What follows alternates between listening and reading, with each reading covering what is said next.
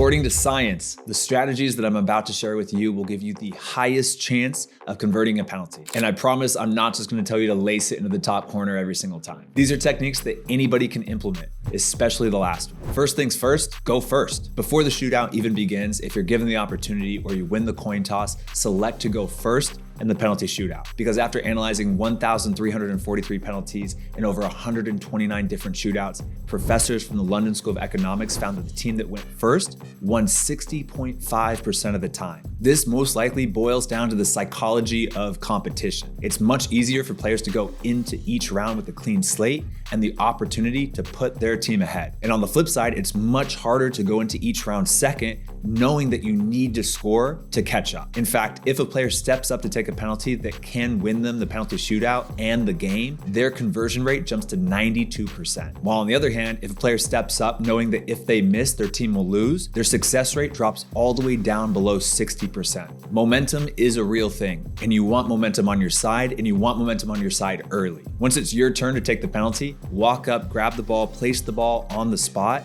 and implement the second technique, which is don't turn your back to the goalkeeper. Psychologist Gaia Joré spent 5 years analyzing penalty shootouts from every single World Cup, Euro, and Champions League match and found that players that turned their back to the goalkeepers were much more likely to miss their penalty. Separate researchers in a separate study also found that goalkeepers viewed that body language of turning your back towards them as less confident. And whether it's the unconfident body language that leads to a poor penalty technique or it's your poor penalty technique that leads to unconfident body language is anybody's guess, but you want to walk the walk. You want to show confidence walking up to the ball, placing the ball, and walking back from the ball, even if you're not 100% confident on the inside. Next, wait a second after the whistle. Don't treat the whistle as a starting gun to a race. Take the penalty on your own time, because it was found that footballers who take less than 200 milliseconds to start their movement after the referee blows their whistle only score 57% of the time, while the players that took a moment to gather themselves, even if it was just for 1 second, increased their success rate to 80%. For me, this boils down to controlling what you can control. You hear that whistle and it tells you that you can go, but you don't have to go. You don't want to have that whistle rush your preparation.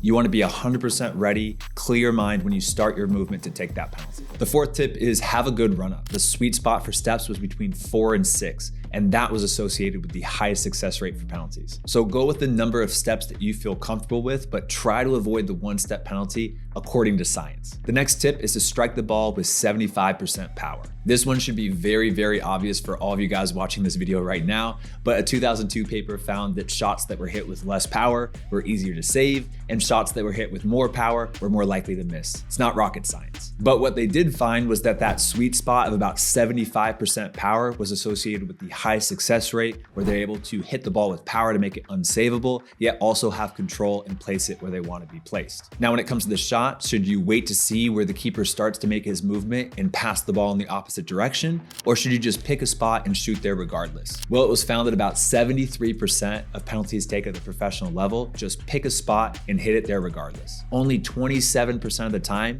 are penalties taken where they're watching the keeper and then placing the ball the opposite direction. And that makes sense because it's riskier to do it with that technique. You risk that keeper just calling your bluff and during your run up holding his position to the very last second, and then you're striking a ball with no idea where that keeper is going to dive. You also have to focus way more on the keeper and less on striking the ball, and that can lead to more missed hits. But this risk could be worth the reward. Watching the goalkeeper has an 83.83% chance of working when that goalkeeper dives early, and still has a 63.63% chance of working when he holds his position. While picking a spot and shooting there regardless only has a 60% chance of working when that goalkeeper dives early, and has a 79.69% chance of working when he holds his position. So if you truly want to maximize your chance of scoring a penalty, then it's actually better to wait and watch the goalkeeper's movement during your run-up. But if you don't have this technique absolutely dialed in, or you're not a natural goal scorer like myself, pick a spot, don't change your mind, and shoot it there regardless. Next,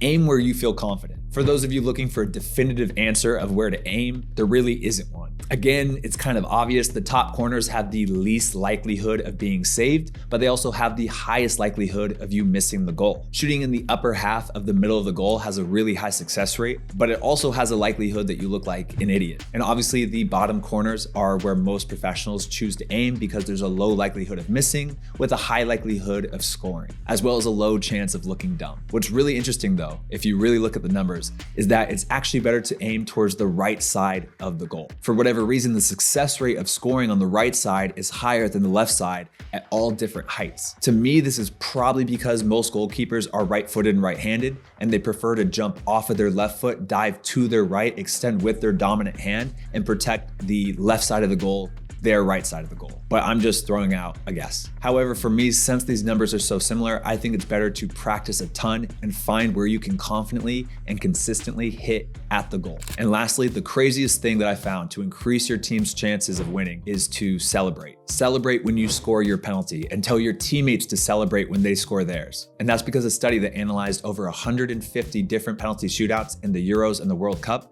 found that players who engaged in certain celebratory post-shot behaviors were more likely to be in the team that ultimately won the penalty shootout. In particular, celebrations including both arms were associated with winning the shootout. It was more likely that the next kick taken by an opponent was missed after a player displayed these behaviors after a goal than when he did not. Apparently, this is a psychological phenomenon called emotional contagion, and that is the transference of your emotions to your teammates and to your opponents. So when you score your penalty and you celebrate and you show emotion and passion, you literally can transfer your energy to your teammates and to your opponents. And it has a proven positive effect on your teammates and a proven negative effect on your opponents. So to sum up, select to have your team go first. Don't turn your back to the goalkeeper. Take a second to gather yourself after the whistle. Have a medium to long run up. Strike the ball with 75% power. If you feel confident, watch where the keeper starts to dive and shoot the other direction. But if not, pick a spot, shoot there regardless, and lastly, celebrate. So I hope you guys enjoyed this video. I hope you can take at least one of these techniques and apply it to your own penalty technique so that you can just improve your odds just a little bit. If you guys enjoyed this video, if you learned something, please hit the like button, subscribe, and I'll see you guys in the next video. All right, guys, peace.